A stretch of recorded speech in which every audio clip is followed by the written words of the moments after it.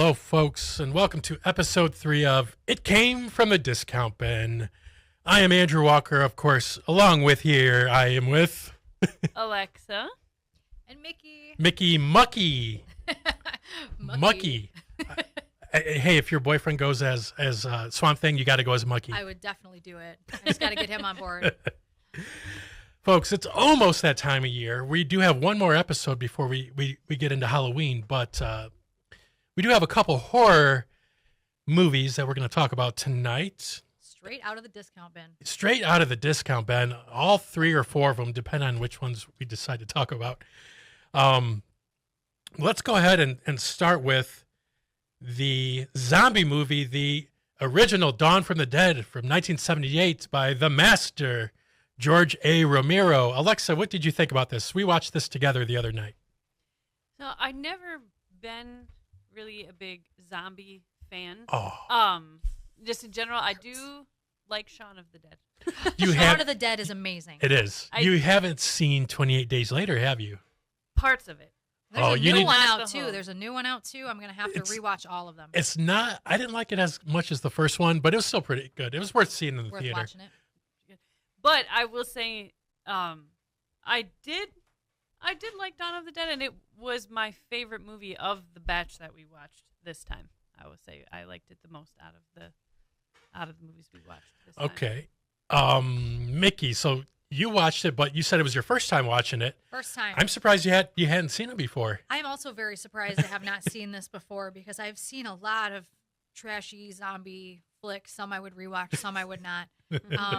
And I actually started watching the wrong Dawn of the Dead. The 2004, first. directed by one of the worst filmmakers of all time, Zack Snyder. Right. I know a lot of people like him, but no, he's trash. It was a lot, and I was like, oh, okay, well, oops, I'm watching the wrong one. So I started with this one. It's it had me laughing, confused. Yeah. I mean, it was great. I did enjoy it. Although this was probably my least favorite out of all of them. Oh, okay. I think just due to its length. I mean, I did have a lot that of was elements my one I like. complaint. It was just way long. too long. When Alexa and I were watching it, to myself, I don't know if I said anything out loud, but I was like, no, I did. I said, because there was a part coming up where the motorcyclists were going to come in, and the one motorcyclist gets ripped apart, and I had to make sure that Alexa didn't see it. And I think I said out loud, oh, it's coming to that time. But it was still like an hour later that they come. So, and I have seen this movie 5 or 6 times, and even myself, I was like, oh, this is dragging on a little bit too much. Yeah. And like around the 2/3 of the way, which most movies do around that point. I would But agree, yeah. But it was like, all right, we could take a lot of that mall scene and condense it. yeah, and that's usually something that I see happen with more modern movies. A lot of movies lately, like the stretch 2 hours to 45 minutes, like I just saw over the weekend, one battle after another.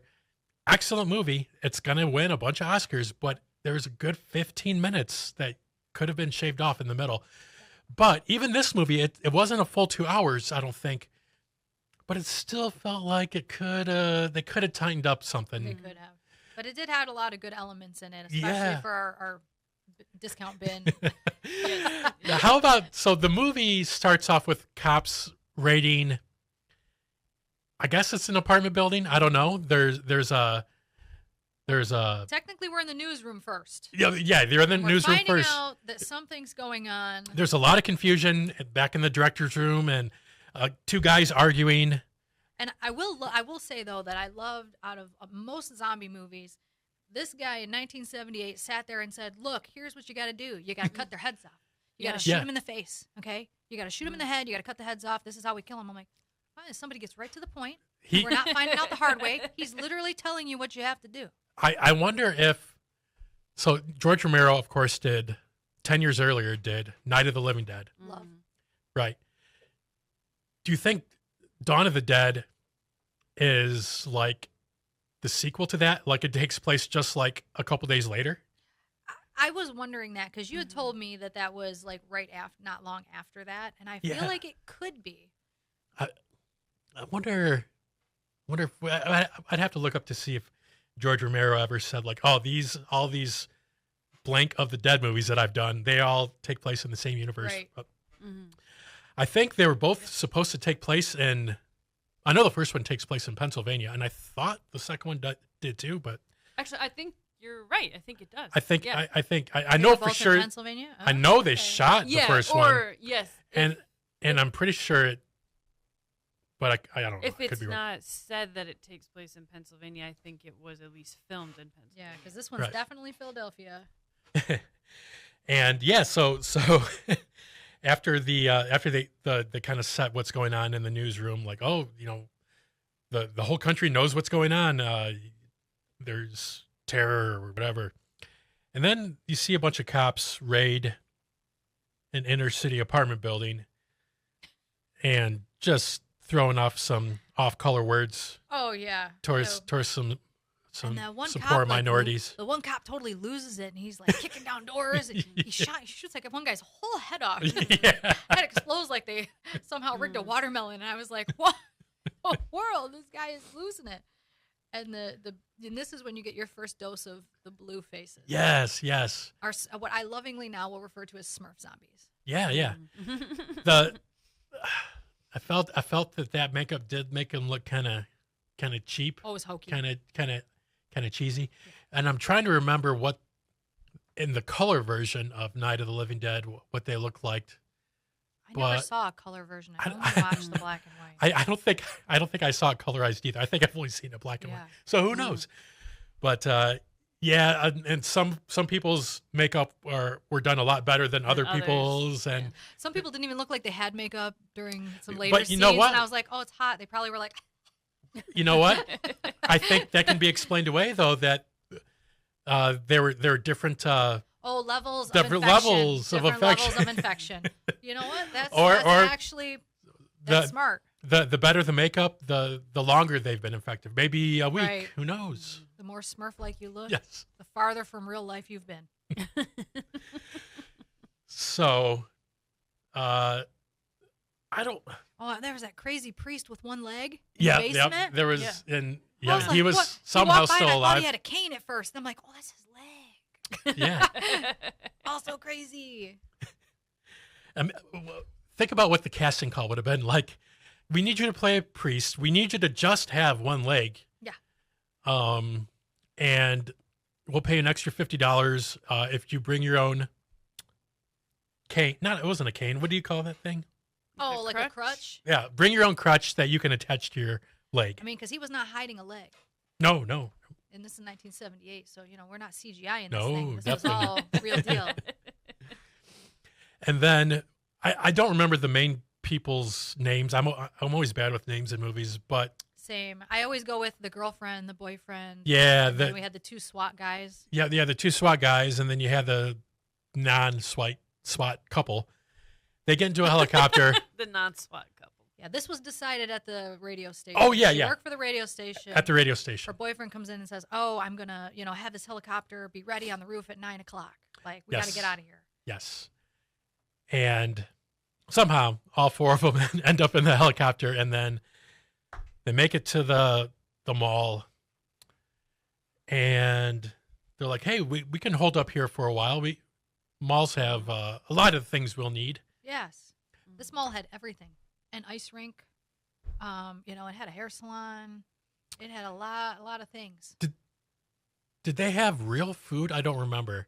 Or were they just getting food out of like a vending machine? No, there was also a restaurant. Yeah. Because they were in a restaurant and they made food. That's And then right. They They Put had the that- bodies in the I remember they had a nice And then- nice dinner. I thought Yeah. that too. I'm like, why are we putting in the bodies? Go up to the roof and dump them off outside. Why are you putting them in with your food? We're gonna need this food. Like, what's happening? Yeah, I didn't understand that part. But yeah, that mall had a lot. I could see what the draw was to that. But back then, malls did have more They things. I remember reading, but I don't remember seeing this in real life. But a lot of malls, like around here, originally had like a grocery store attached to them. The one at some of them, because I'm a little older. I was just gonna ask you A little since bit older. There was a store called Woolworths. Yeah, that was like a drugstore. It was like having a CVS plus a bit in the mall. And of course, Penny's always had different things. Hudson's had the restaurant. I do remember upstairs, Hudson's, the one at Summit Place. Yep. Yeah. They had a restaurant. They had movie theaters. Yeah. A lot of them had a movie theater attached right to it. The ice rink was new for me, but I don't remember a grocery store in any of them, but I could imagine in some cities where it's a bigger city that might have worked well. You grew up in Hazel Park, so did you go to like the Oakland Mall or Northland? Sometimes we went to Northland, but not very often. Although it was close, we would go to Oakland Mall. We actually went to Universal Mall a lot too, which was over there in, is it technically Warren? Yeah, it's Madison Warren. Heights? Yeah. Yeah, we went there a lot. But yeah, Oakland Mall was like the one to go to, and then of course, Lakeside was, the bougie mall. yeah, that was the a nice little far, the nice mall. And then when Somerset came along, I didn't even know there was a Somerset because the old side I could never afford anything over there, so I had never been there until they built the new side. The new side, I think in the mid '90s, like '96 or something, was Yeah. when the second part was built. Yeah, yeah. When I was a kid, we would always just go to pretty much Summit Place, and I never knew anything about Somerset until I was much older. And I don't remember if my mom took us there one time, and I'm like, "Whoa, this has two sides." Right, this is crazy. Skywalk. Yeah, the Skywalk over Big Beaver. I could see at the end of days like a mall being super fun though. Like if it was just I had a way to avoid zombie contact, that would be great. I think that might be part of the reason that I liked the movie so much was just the idea of being in that situation. Be like, okay, we don't even really know what's going on outside of here, but we're safe for now. We have everything we need for now. And just kind of like having your own little utopia, even though the world's falling apart and you don't really know what's going on and you have no way of finding out. If you had, say that this happened in real life and you and a couple other people got to, say, Great Lakes Crossing, you would have to, whatever you want to call it, lock or dam up some of the entrances. Yep. But since it's like a circle around, it wouldn't be hard to like defend against yourself. If you just hole up on one end, like the end with the movie theater, or the other end where with the Planet Fitness is. You could see everyone coming. Exactly. And if you had six people, three of you would always have to look out for the side where the Starbucks is, and half of you would have to look, whatever. And it wouldn't be that hard. No. But if you had another mall, like say Summit Place, which had like actual ends that you could like get up again, you could like get into a corner. Same thing like they did, where they locked themselves into what I would assume was like Sears. Yeah. Because it had, they had tools and they had clothes and they had all. So it was in my mind, in my child mind, it was like Sears.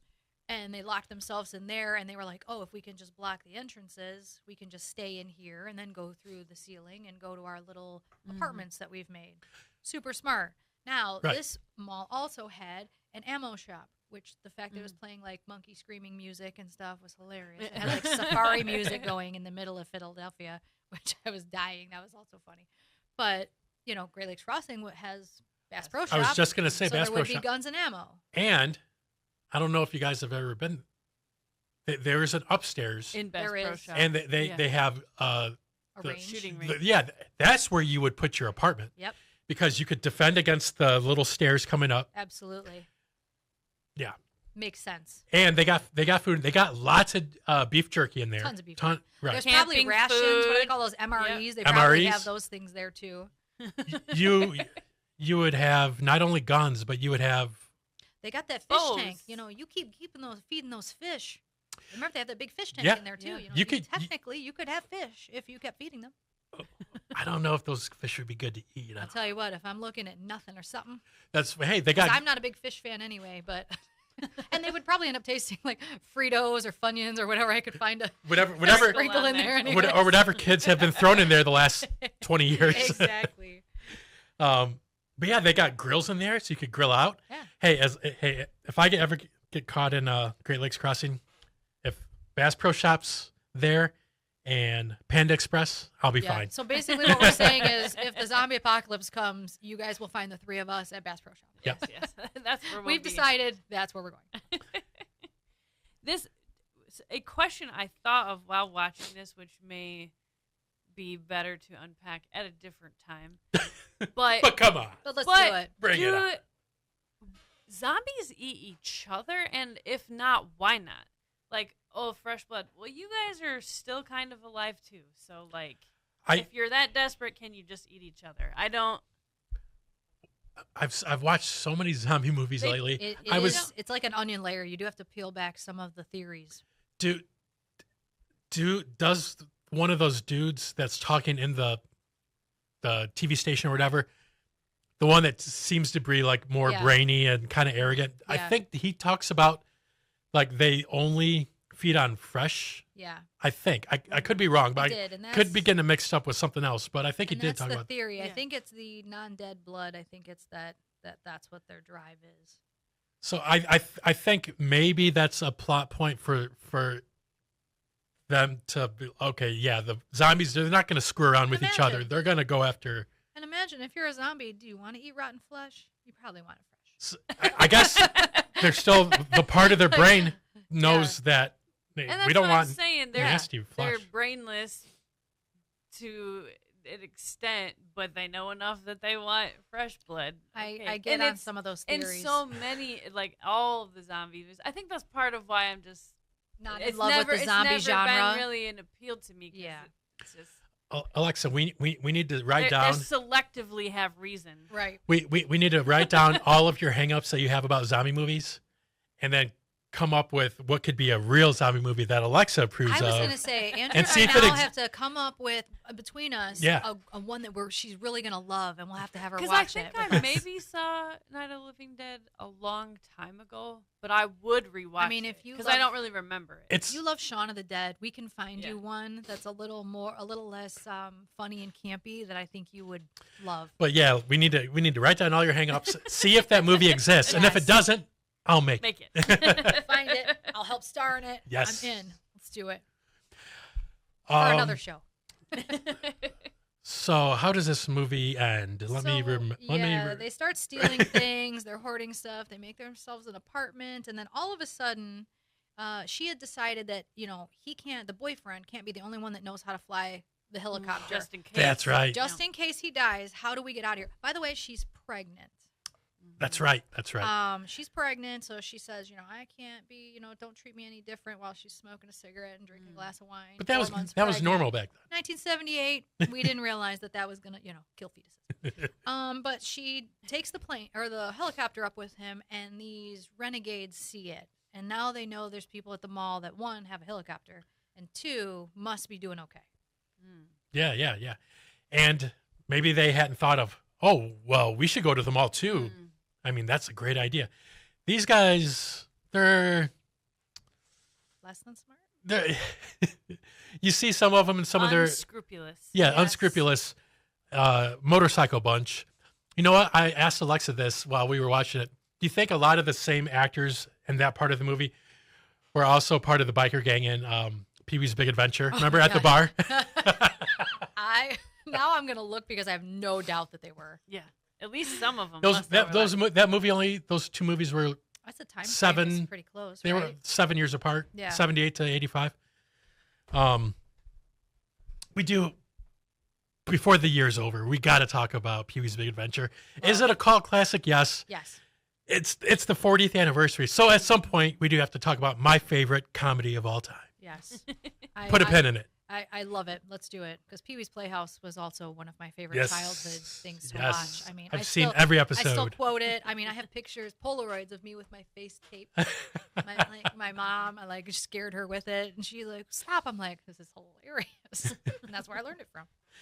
So these roughnecks, these local toughs, they come in the mall and they start stealing stuff and acting a fool.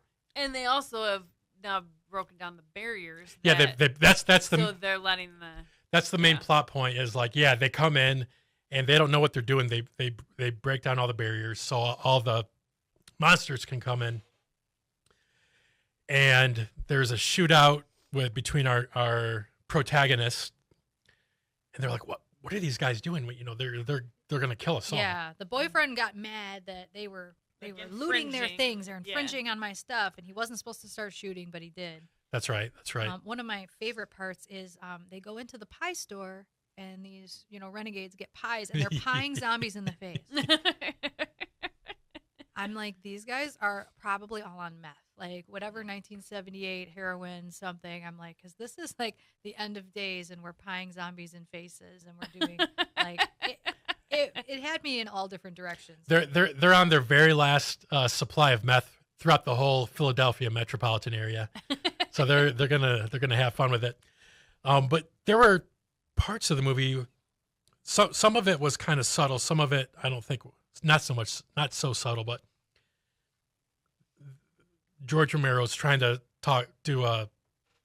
say something about consumerism, Correct. where the zombies are mindlessly doing things in the mall Mall walk. Yep. like they did before, and there's a part of the I think it's one of the protagonists. They're like, hey, they're here, they're doing what they always did, Yeah. or they're doing what they know best, or what they love to do. what they love to do. Yep. And I'm like, oh, there it is. There it is. There it is.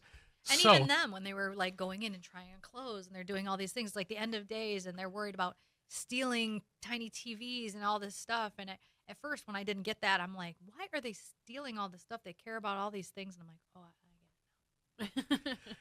and have you said you did see the original Yes. Night of the Living Dead, black Yes. and white, and you said you have not. I think maybe I saw it a long time ago, So but I don't really remember it that well. I don't remember it that well either because it has been a minute. So that movie, like I said, it took place or came out 10 years earlier, 1968. In America, what was going on big time? 1968 was a big social thing, the civil rights movement. Yeah. So do you remember the guy who starts to be a leader is the black guy, the one black guy? First black male lead Right. in a Right. major movie. What happens to him? Well, he survived, didn't he? But then what happened to him? He dies at the end. He gets shot That's right, at the end by the police. by the people who are supposed to come, and Save them. he's That's he's right. the You're one right. guy that survives, and the guy he's got his scope on his rifle, and he's like, oh, he must be a Zombie. zombie. So that was his social commentary at that time. Right. George Romero's. Now he takes it a step further with hyper capitalism, whatever you want to call it, consumerism. But yeah, I love this movie. I know you didn't like it as much, I Mickey, like, but I liked I it. love if this it would have movie. been like a half hour shorter, maybe a No, whole 15 hour. minutes, a whole hour.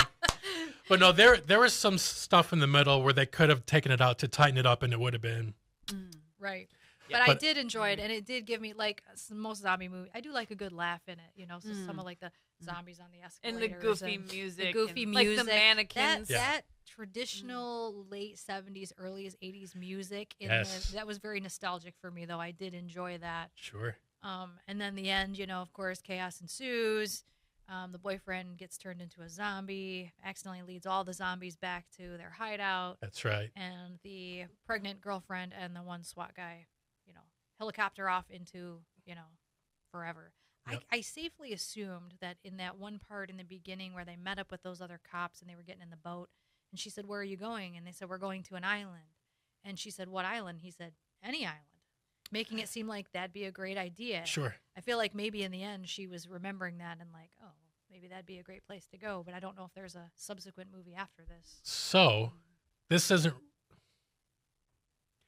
isn't really a spoiler, but the remake, the Dawn of the Dead remake, there is A callback. a callback to that with the Okay. island. Let's Okay. just put it that way. Okay. Because I figured it wasn't there for no reason. Sometimes those little things are jotted in there for a purpose. At the time, Because apparently zombies don't like water, right? Depending on the movie they you don't- watch. They don't eat each other and they don't like water, I've heard, or they can't swim. I think in- so, that they can't swim. In The Walking Dead, there are places where if you fall into like a lake, they're just under there still. That's right. Yeah, I didn't like that part of the. Oh, they can survive. They're underwater. alive, but they can't swim. They're just in there.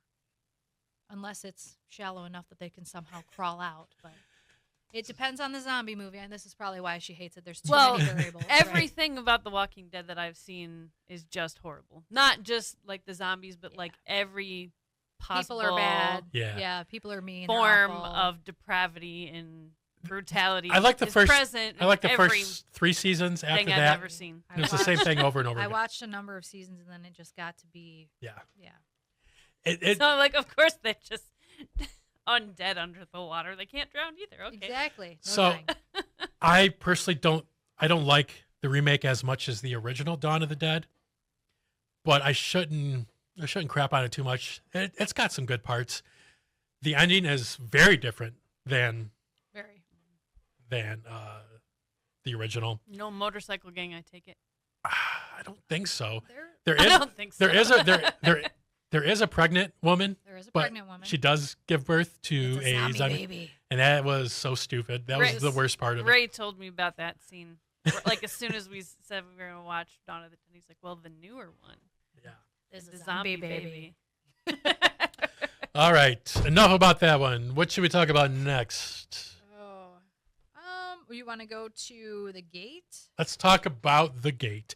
What was that little turd's name? Stephen Dorff? Yeah, Stephen Stephen Dorff. Dorff. Glenn. Glenn. So, for some reason, I thought Stephen Dorff was a different person.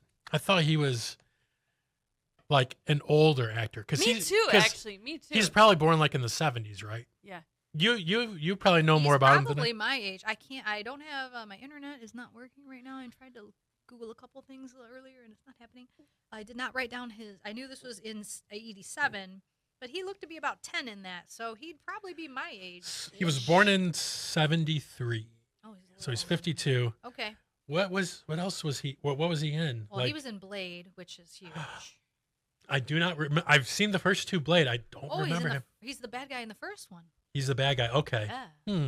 Am I mixing him? I am mixing him up with someone else in some regard because, like you said, Andrew, I thought he was an older actor, but also am I mixing him up that isn't he kind of like mocked or scoffed now, like maybe not really well thought of, but I don't know I why. think because he's done a lot of crappy movies. I don't know. I honestly don't know. Yeah, he hasn't done a lot of like really amazing stuff. I mean, honestly, I'm not even gonna lie. Blade and The Gate are the 2 that really come to mind with what he's been in. All right. But anyway, The Gate. So there's the main kid, Stephen Dorff. What's his name? Glenn. Glenn. So he has a older sister who has a jerk boyfriend, like all these movies, all these movie. 80s movies. Yep. And she's 15, and they get left home alone for 3 days. Oh, just like Don't Tell Mom the I was gonna Babysitters. say, Exactly. I took issue. Oh my with God, that. it's But- so fine. That was more common back then. Absolutely, It was more socially acceptable. Mhm. I've heard stories of in the 70s of parents would let their teen kids go like on a month-long cross-country journey with like When- people they barely knew. Okay, I graduated in 96. So in the 90s, at the very least, because I can attest to this, spring breaks weren't like big trips with schools usually. Just a lot of the kids from the school, we would get vans or people's cars or whatever. And at 17, 18, we would all drive to Florida, rent hotel rooms, and be down there finding alcohol, drinking, hanging out on beaches. And just this was spring break in Miami, Fort Lauderdale, just Daytona. Yeah. And this was okay. Parents were okay with it.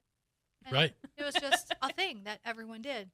And, everybody's okay with it. But now it's like, no, absolutely not. Even now you can leave your kids home and not get in trouble. Like if you left your 12-year-old home, as long as they deem them responsible, you're not actually in trouble as a parent. Like I looked this up when I started having kids. You're like, how much can I get away with? What is the age? Because people are like, oh, you can. I'm like, what is the age you can leave them home? I don't know. I've never done this before. It's my first go around. But they base it on, how, trustworthy or how whatever is your kid. I mean, you shouldn't be leaving 2 5-year-olds home. But if you leave Sure. a 12-year-old with a 5-year-old, they're like, well, if they're responsible, it's fine. But, you don't expect your kid's going to open a doorway to Portal. hell. But I just thought it was funny. It's like she's 15, and the parents are like, "Oh yeah, you can stay home for 3 days and take care of your brother." This is after he also shot a rocket into the roof and almost blew it Yeah, apart. no big deal. That's right. That's no right. Big deal. He's clearly trustworthy as well. So him and his friend Terry. He's the kind of nerdy one, right? Yeah. Terry's I watched very this movie glasses. recently, and I'm already forgetting like half the movie. Again, I'm bad with names. Like, so there's Stephen Dorff, who is, what do we say, Glenn, and then we have Glenn. the best friend, the sister, and the sister's boyfriend, and the sister's two friends that are twins, and they're awful. So yeah, this kid starts out with him waking up to having a nightmare of him in his treehouse. The treehouse gets struck by lightning, it falls, and then it's real creepy. And then he wakes up, looks out the window, and the treehouse is down. That's right. That's right. And it must have been struck by lightning, and now it's being hauled away. Mm-hmm.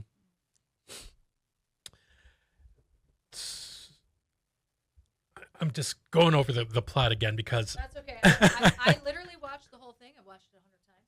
So it's he goes out there and he finds your mic's not picking up for some reason. Oh, all right. Let me. You're talking loud. Test. There we go. Okay. Okay. That's good. So he goes out there, him and his friend, and they find like a geode, like one of those where you break it open and it's all sparkly and crystals inside. Right. And they're like, oh, if there's another one, like that'd be totally great. We can get a lot of money for it. So there's a tiny hole, and they dig, and it falls into this big hole, and they find a big geode. So they get that. They're like, let's try and break it open. So in the meantime, we get these weird moths that come out of this hole. No one's worried. No one's worried this big hole is here. The dad comes home, thinks, oh, they dug this hole, go fill it up. They fill it up, it comes back. So now the parents decide to leave. We're going to go for a couple days. No worries. And the sister throws a party immediately. Yeah. So they say, don't throw a party. Right, they she's pull like, away in the "You know what station we're gonna wagon. do right now? Have a party. So she's got all her friends over, and they do something that I have done in my past, which is light as a feather, stiff as a board. So this is a thing you would do at sleepovers or parties where you have someone lay down and you all stand around them with two fingers underneath like an arm or a leg or a hip, and you chant light as a feather, stiff as a board. Light as a feather, stiff as a board. Light as a feather, stiff as a board. With the lights off, you're trying to scare the shit out of each other. And you try and lift this person, and they're supposed to levitate. It never works. This is a real thing. This is a real thing Oh that my we gosh. did in the 70s and 80s at slumber parties. I'm just going to tell you right now that the 100 times you tried it, it never actually works. You just work yourself up into a scared frenzy, or someone jumps out of a closet and scares you. Sure. So for poor Glenn, it works because, the devil's in his backyard. So he levitates, he hits a light and falls, and he goes and runs crying because he's embarrassed. And everybody thinks this is fine. This is not a problem. No one's worried about it. So, we've got this friend that comes over, and he goes home and starts looking through his dad apparently travels a lot. And his dad brought him back this album from this band that's like Lords of Death or something crazy. And he reads all this stuff, and now there was some chanting that they did accidentally when they opened the geode that was on one of those old things that you write on, the magnetic thing, and they read it. So now they've opened this gate further with this chant. Right. And he's reading this stuff that this band did. Now the band had a big hit. They had this album, and then they all died in a plane crash. Now, if you play the record backwards, it tells you how to undo the opening of the gate of hell. So they play it backwards, and they figure it out. And Terry's like, thank God I have this instruction manual. Right. This, Thank this God that this was in satanic my album. backyard, and all of a sudden my best friend has the way to fix it. Well, they also need 2 sacrifices. So they read this in the notes. They're like, good, we haven't had anything bad happen like that, right? Till the dog ends up dead. How are they going to do Angus like that? I know. So many times throughout the movie. And really, it was a lot. That poor dog went through a lot. And the best friend, sees his dead mom. Apparently, this poor boy's mom died recently. And in true, horror fashion, he wakes up, goes to the bathroom, and he's over the balcony, and his mom opens the front door at his friend's house and comes in with, a white nightgown on and the smoke coming in. And we don't at 10, 12, however old these kids are, think that this is a problem. And he goes down, he hugs his mom, and he's hugging her, and all of a sudden it's the dead dog. That's right. Disturbing. And a lot of, especially like from that point, maybe even before that, but especially at that point, kind of forward, it seems like things are almost like in a dream state. So it was There's hard a to lot of tell dream state. what was really happening or not. Mm-hmm. And then, like you said, okay, if the other people saw what was going on, they didn't seem as concerned about it as maybe you might think. Not even a little bit. Yeah. So the boyfriend takes the dead dog and is trying to get rid of it, and he can't find anywhere. So he's like, oh, there's a convenient hole in the backyard. So now he dumps our first sacrifice right into the pit. Right. So now things get super weird because we're one sacrifice in. Let's see here. My best friend just happens to have a dark book. Sorry, it wasn't one of my notes. After So- reading a section from the dark book that was supposed to close the gateway, the boys find the hole closed and assume they have succeeded. That is true. They did cover it with wood and thought it was a done deal. Oh, God. So then we got these little monster demons that show up. Yeah. They're terrifying. They are. I love a good claymation, though. Yes. I will tell you what. I still to this day love a good claymation. Me too. Nothing beats it. And those things scared me to death when I was a kid. Sure. So, I was born in 78 and 87. I was very young and impressionable. Close to Stephen Dorff's age at this. 8 or 9, some Right. might say. I'm very close to his age, so I can relate to how terrifying this would be. I have an older sister. And, so these things are, then they go and they're going to try and read, and they're going to try and close the gate, and his best friend falls into the hole. This probably, as a kid, was the scariest part for me. He falls into this pit, and here come these little demons. Oh, they're about 2 foot tall, and they start biting him. Yeah, they're just Yeah. chomping on them. They're biting him. No, ma'am. No, ma'am. So they're just climbing out, and I'm like sweating, panicking, like climb, get out. So they get him out. They think it's closed. It's a done deal, and of course it's not. Then there's the demons come together and form this man, this weird Yeah. dead man, who now they think everything's fine. They go in the basement. I don't care how over that hole is. It's been 5 minutes. Don't go in the basement. Never go in the basement. They go in the basement, and this man breaks through the wall. He's dead, obviously, wearing overalls, scary as all hell, grabs the best friend, pulls him into the wall, and the wall closes back up. So now his best friend is gone, assuming as sacrifice number 2. So mayhem is now ensuing again. He goes into the closet to try and get the dad's shotgun. His friend, again, also the most terrifying part of this movie, comes out of the wall, and you can tell he's all demonified, and bites his friend. Bites his best friend in the arm, clamped on. The sister has to help him. Then the sister gets pulled into the closet. Now they're both gone. And he's been bitten. All hell is literally breaking loose through the backyard. Now there's this big gray vortex coming up. And the giant demon shows And up. now there's Yeah, now a yeah. hole sinks in the middle of the living room floor, and this giant squid type demon with 4 eyes comes right up through the floor. And they have a bonding moment, which is weird. He doesn't eat him. He looks at him, holds him by his leg, drops him, decides he's going to let him go. Gives him an eye on his hand. Gives him an eye hand, right? Exactly. He's like, "You're welcome. You're part of the team now." High five, eye hand.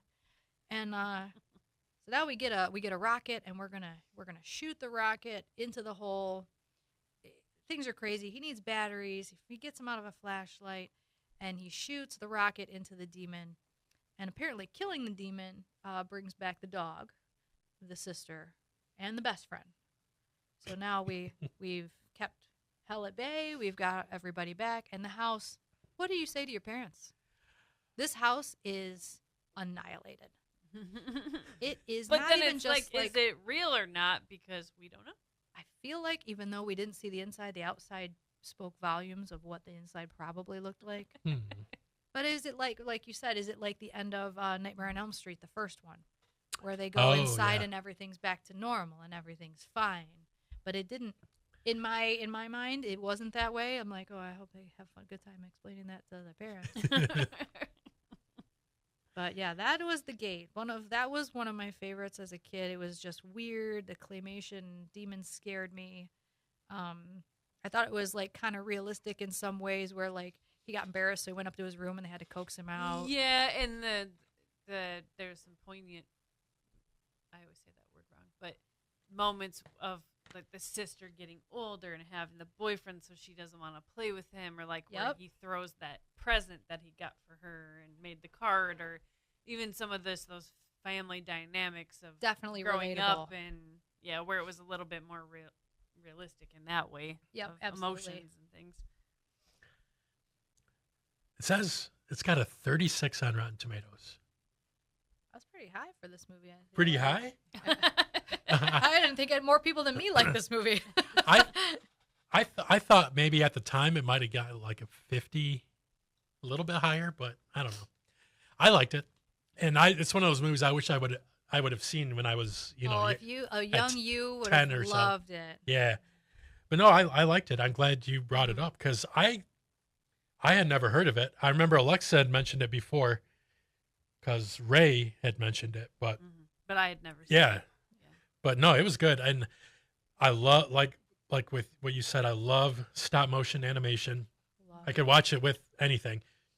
I think it was last year or the year before. There was a horror movie that came out, and I think the movie is called Stop Motion. Okay. And the movie is about, and the part of the plot is somebody making a film with claymation dolls, but I think they like come to life or something. Oh yeah. I haven't seen it, but I'd like to.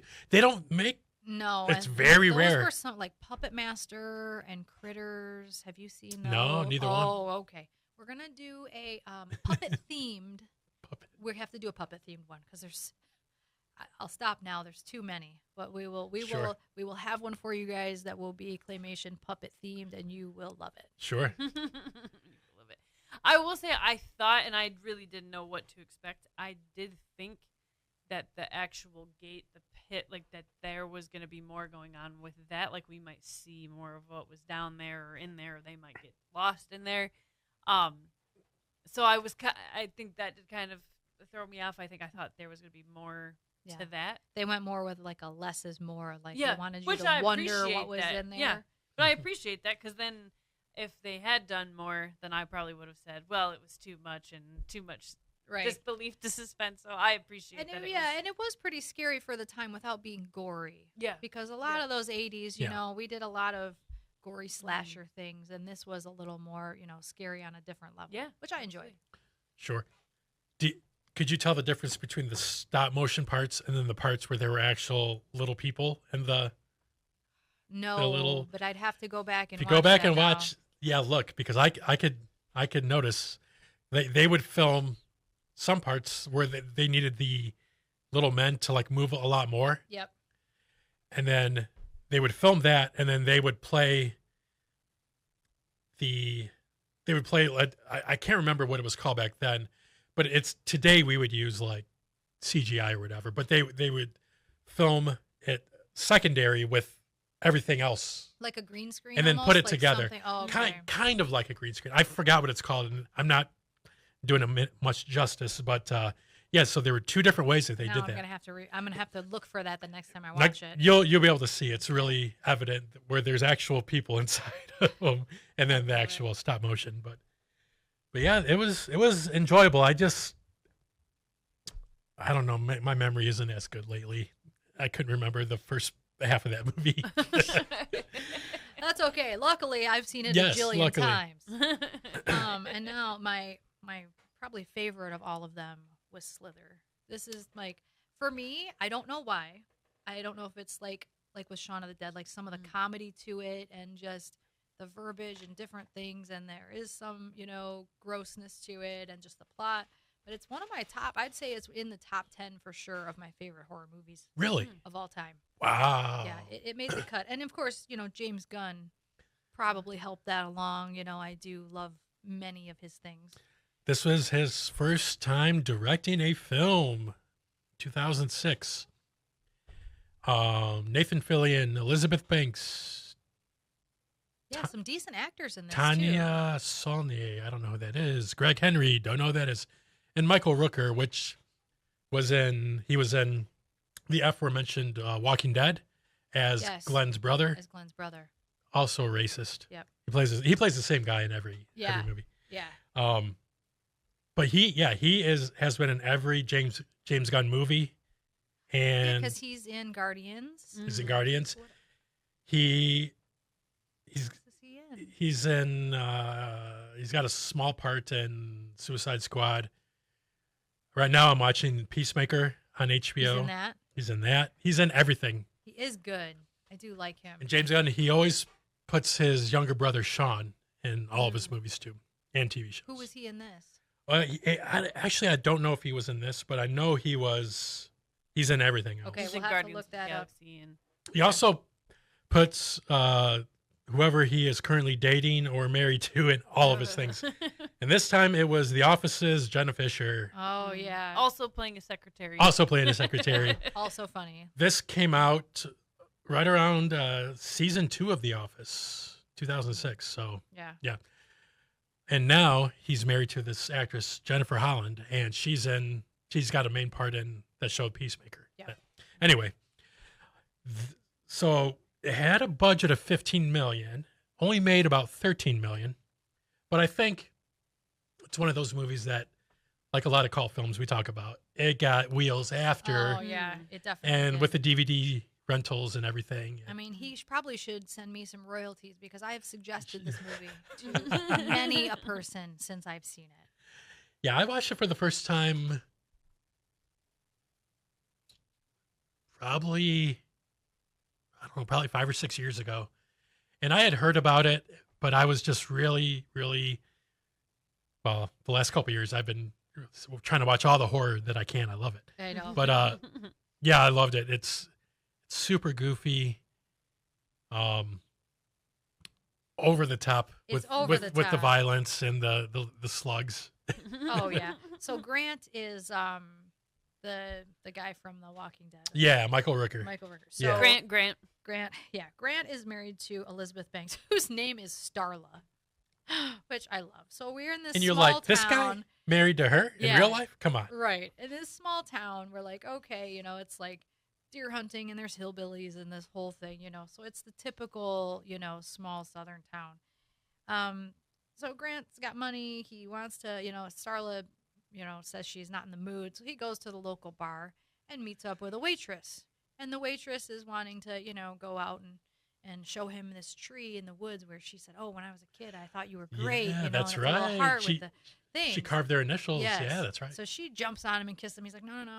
Starla's at home. Like, I was like, oh, he's not actually going to have sex with this girl. But then he sees this opened meteorite and this slime next to it. And he's like, what is that? And he goes looking. He's like, what is this? And there's a big slug. First of all, I am running. Yeah. That thing was, it was like the size of my purse. Okay. This thing is huge. And he walks over to it and he pokes it with a stick. So let's do that in any horror movie. And it shoots. That's how The Blob starts. Exactly. Another movie we gotta watch. In Love. The remake and the original. Yeah, same here. Love. So this barbed prong comes out and shoots Grant right in the sternum, right in the dead middle of his chest. And he's like, oh, shit. And it goes in there and he's freaking out. And this girl's like, are you okay? And he gets up and he's bleeding from his eyeballs. And he's like, I'm good. And goes home. Didn't they show almost like an X-ray of his body, and it showed it like moving Very around in his cool. body? They showed like almost like a 3D, like a light scan, so you can see it going up his spine, and it goes up to his brain, and it does like this electric thing, and it's in the base of his spine, right at the base of his That's brain. right. So it tells you basically that now this thing is in control of him. Yep. So now it starts getting real kooky. He goes back home, loves her, can't bring himself to infect his wife because now this thing wants him to infect people. So he decides he's going to go back over to the waitress's house. Grant got a little rapey for me. I was like, this is a little too rapey for me. Yeah. Grant was rapey. And, this thing, it wants to procreate. So they, Gunn is showing that this worm is rapey. It wants more worms. So he infects this poor waitress, who he eventually, we find out, he puts her into a barn, and he goes around town collecting meat. And all the dead animals, he's stealing cats and dogs and killing them and feeding them to this girl to, we find out, make these worms come to life. So Elizabeth Banks finds, the door is locked on the basement, and he makes up an excuse, and he comes home a day or two after this thing, and his face is all swollen, and it's all starting to look real scary, and she's like, oh, what happened to your face? He's like, well, you don't love me? She's like, no, you just a little something right there. And he's like, oh, the doctor said it was a bee sting. I'm fine. So a couple days later, she calls, and the doctor says, no, he hasn't been in here. There's nothing. And she finds out through the cop, who's her friend, that, Nathan Fillion. that the waitress is missing. Yeah. She thinks she's in the basement. So she breaks the lock off, goes down there, and finds dead cats and shit. She comes upstairs, whirling around. Holy shit, the cops had just been there to tell her that. And Grant comes in the back door looking more messed up. Yeah. And he becomes more and more looking like Gary Busey the more deformed he gets. It does. And so she calls the cops. They come back, and he's like, you're cheating on me, you that cop. And his arm comes out and extends like a worm, and he's choking her. And they come back in, and they're like, what the fuck? Like, oh, shit. Like, and that's what I love about it, too. They're, like, real honest about stuff. Like, F was that, and, this shit's whatever. So they shoot at him. He goes running off. So fast forward, they find this poor girl in a barn. And she is a blimp. She's a blimp. She's a blimp with a face. Yeah. And she's got these Tiny little arms. And they're arms. like, what happened to you? And she's like, I've never been so hungry. I'm so effing hungry. Does she say, hey, bring me a dead ferret? Yeah, she's like, can you just hand me that possum? I just or need possum, I need a little taste of that possum right there. And the girl says something to her, and she's like, don't judge me. I'm starving. And then she explodes. Yeah. They're like, what's that noise? And there's the 2-3 cops, the mayor, the mayor is hysterical. Yeah. He is my favorite what a character. piece of work that guy. By far. Just the stuff that he says, like some of it is hysterical. And so, she explodes, and all these slugs come out. And they're going for your mouth. Yeah. Which is also super disturbing. And they're not tiny slugs. They're like, I don't know how big that would be. Like, they're decent size. So they get into a couple cops, and we figure this out. We're covering our mouths, and they go as a swarm, and they head off into town. Mm-hmm. So now they're off into town. And I think one of my favorite, I gotta find the saying from one of my favorite parts in this.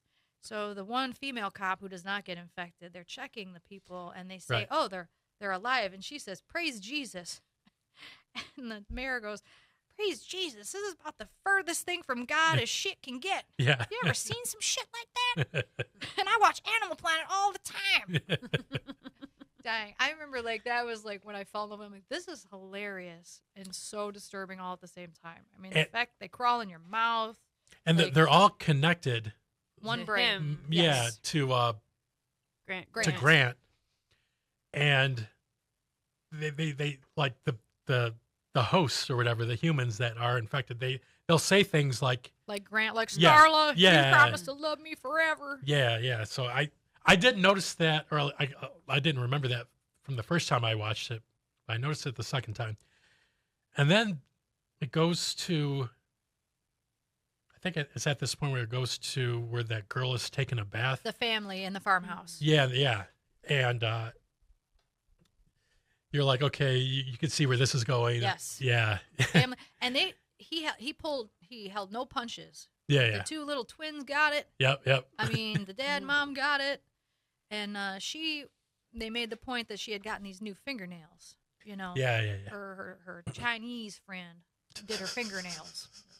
Dad is all racist. And so those save her because it gets in her mouth, and she's able to clamp down on it with her fingernails and kind of bite it. Yeah. And when she gets its blood in her mouth, she can now see what the collective brain That's right. sees. That's right. That's right. So this is how they know that. Oh, I didn't catch that. But it Yes. might have been when I wasn't, one of the multiple times you- I wasn't looking. This is definitely a look away situation. Oh, for you. okay. So Oh, I no. totally missed that. You okay. missed it. I So did. she's flashing. Her eyes are rolling back in her head, and she's seeing that this being goes from planet to planet to planet. Oh yeah, yeah. And it I did see that part. it, I don't. You know- it kills and eats and takes over and then moves on to Oh, another planet. Okay, because I remember her telling Nathan Fillion I had In the this cop vision, car. and this Yeah. is what it That's how she does. But saw I it. didn't. I was wondering where and how and when did the vision? Okay, It I happened missed right that. in the bathroom there where she didn't get infected. It was because she got its blood in her mouth. So she now knows how to figure this out. So she gets trapped in her car. The cop helps her.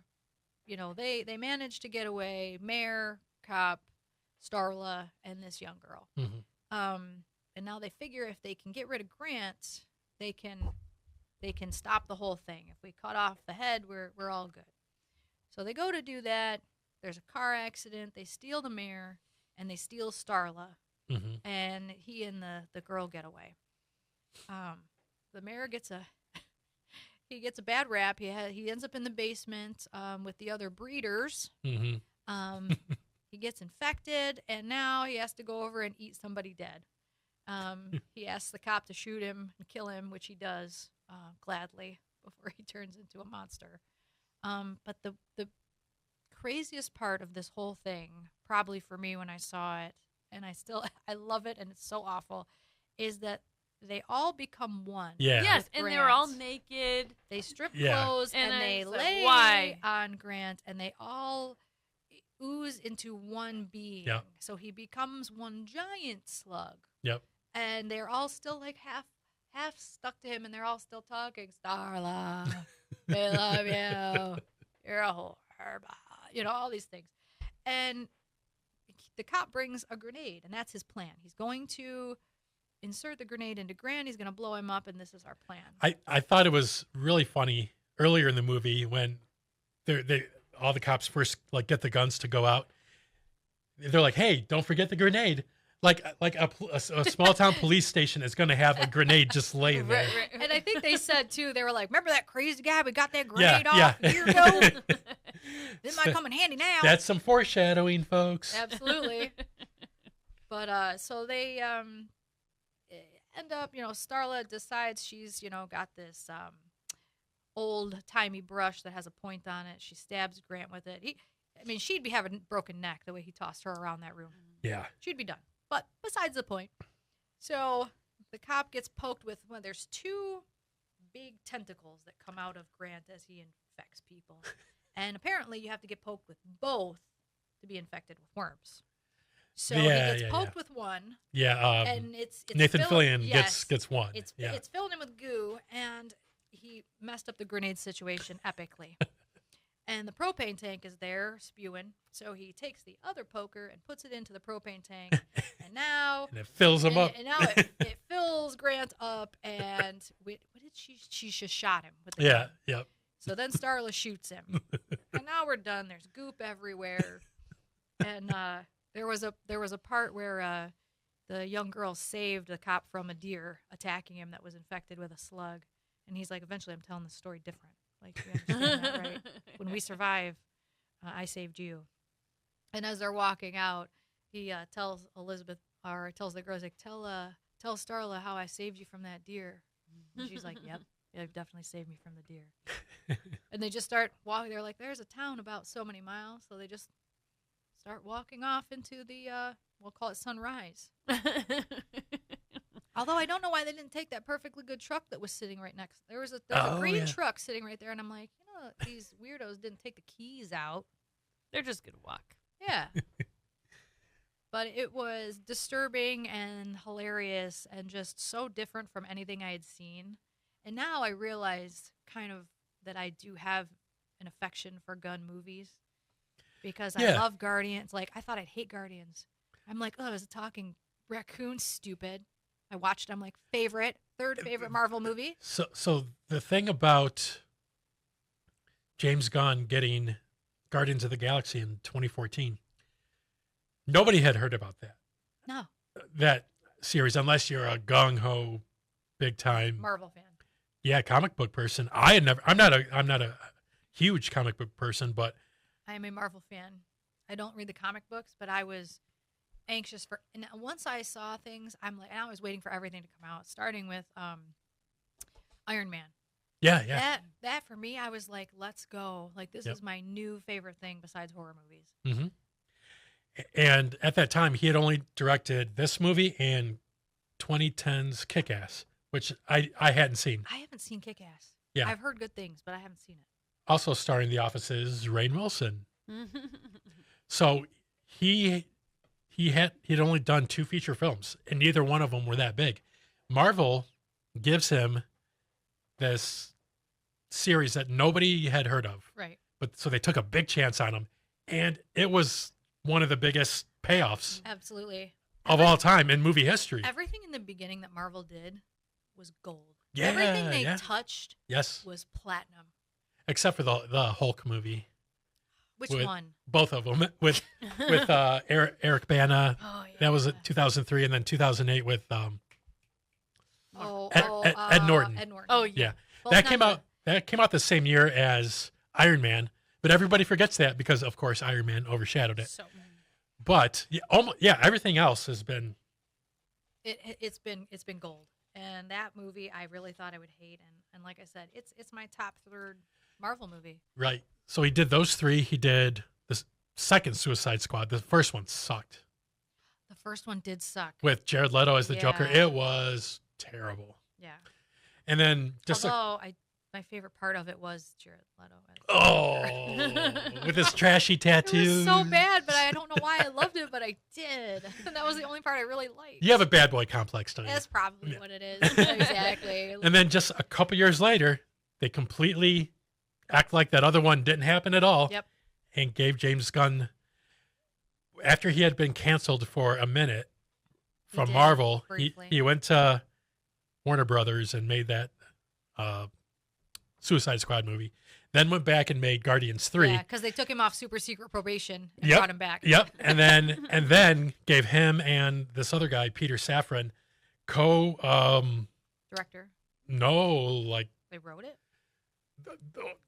what's it called? Produce. They're like in charge of everything for Oh. Warner Brothers now for DC. Oh, that's So- right. Because so- DC was such a Yes, DC was. bomb. That it was everything so they bad. made was bad. Yep. Everything they made, besides Aquaman, everything they made, in my opinion, was bad. So James Gunn, they're like, you're gonna reboot everything. Yeah. We're put you got to do well. What all did he do? I know he just did this new Superman, right? Yep. So, but now he's helping everybody else do their movies. Like next year is a Supergirl movie that's coming out. I don't remember who's directing it. He's already written the script, and they're going to start shooting anytime now. The next Superman movie. Mm-hmm. It's called Man of Tomorrow.